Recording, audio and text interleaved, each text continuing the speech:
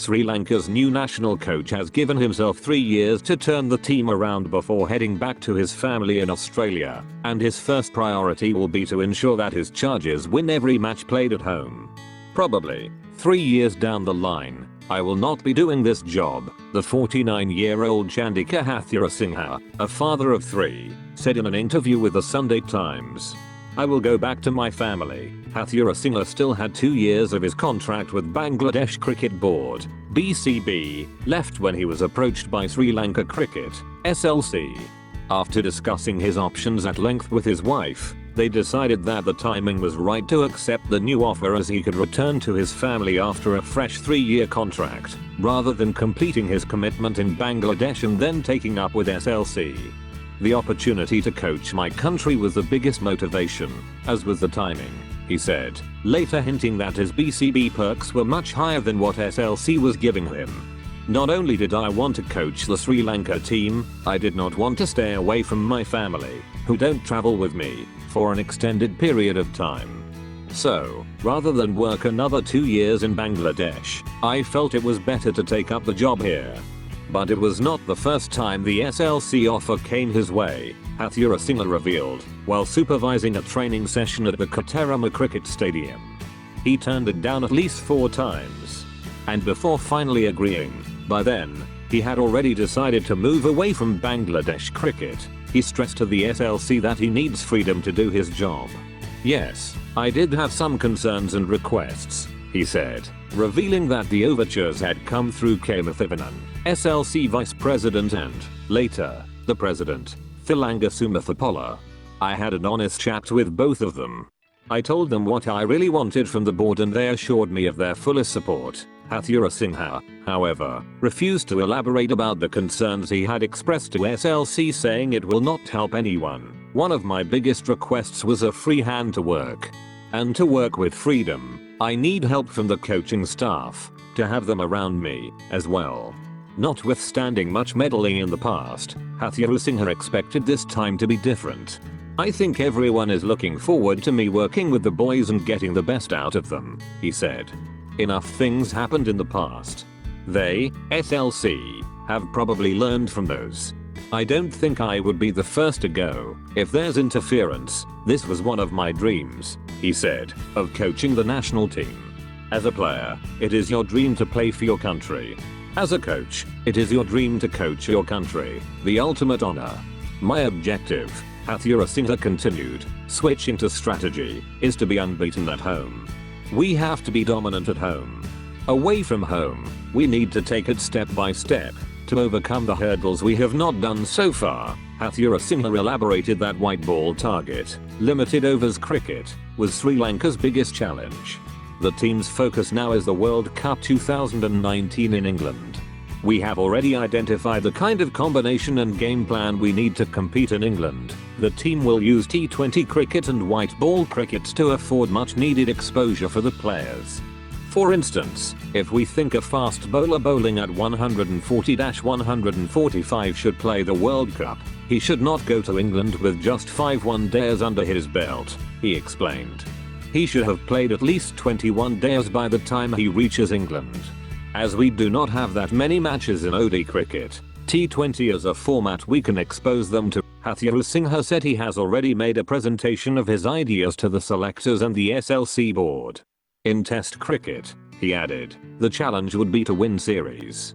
Overall, stability and consistency was key. This is something I will insist on from the start, he asserted. I have done it already with the selectors and the board.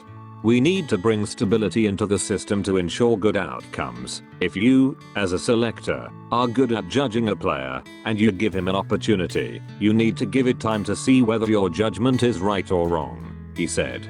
If you keep changing him quickly, it means your judgment is wrong, and not the player. But how long must a player be granted to establish himself? I don't think anyone has found the magic number, Hathurusingha reflected. The selectors are there to select players because they are good at it. They need a free hand to be patient with the players. The number also depends on various other factors, the oppositions, the playing conditions, the maturity of the player, whether he is a future player, whether we are developing him or bringing him up for a particular series. Sri Lanka's weak domestic cricket structure came up for scrutiny. When you have a weak domestic cricket structure, what happens is that your talent identification is also poor because they perform well in poor competitions. However much people might say a particular player has scored this number of runs and taken this number of wickets, at international level he will not perform the same way. So your identification is wrong. What we can do, and what SLC is doing really well, is to have a very good A-team program, he pointed out. I didn't have that support from the BCB. Bridging the gap between first-class cricket and international cricket with A-team cricket is the way forward. It wasn't always possible to have superstars in a side, Hathurusingha said. You are lucky, as a country, if you keep producing cricketers, like Kumar Sangakkara and Muttiah Muralitharan, he pointed out. They are not only the best in the country, they are the best the world has ever seen. We were blessed with them. They don't come every year or every other year but once in an era. But if you look at our test captain Chandika, he is among the 10 batsmen in the world while Rangana Herath is among the top 3 bowlers, he said. So we do have superstars in the current setup. What we do not have is the right combination, the right game plan. Hathurusingha said that, looking in from the outside, he had seen potential in the Bangladeshi players that he eventually coached to greatness. He also knew they had not been maximizing that potential tactically or technically. He saw that their training habits were not up to international standard or on the right track. Mentally, they had a defeatist mindset, he said. They were happy with what they had. These are the 2 big areas I changed. The Sri Lankans, too, were not playing to their potential, but he could not pinpoint 1 or 2 reasons for their repeated failures. A key drawback, however, was a lack of stability in the team as well as a winning strategy combined with an implementation plan.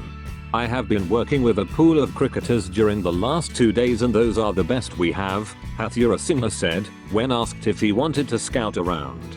If we have somebody outstanding, obviously he has the chance of being fast-tracked into the system, he explained. I don't know whether there are cricketers good enough, but they have to be outstanding. I'm not looking for mediocrity. Hathurusingha also harked back to his very normal upbringing. His father was a soldier and his mother was a nurse. We had enough backyard to play street cricket. Growing up, he reminisced. I played cricket in the street like anyone else. One day, when I was at Villawana Vidyalaya, my father came and said, "Your school is forming a cricket team. Do you want to join?" I said, yes, and went for practices. This was when I was in grade 4.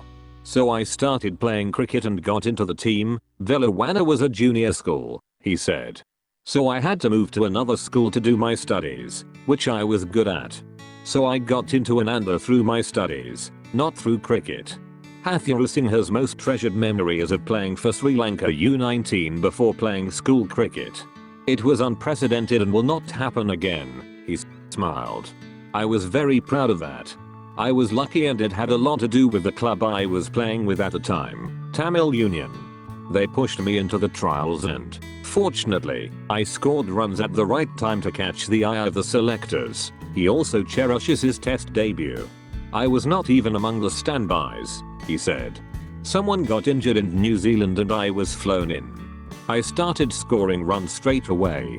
I made 80s and 70s on my test debut. His journey to being one of the best coaches in international cricket was peppered with challenges. I am very good at forgetting my bad memories, he grinned.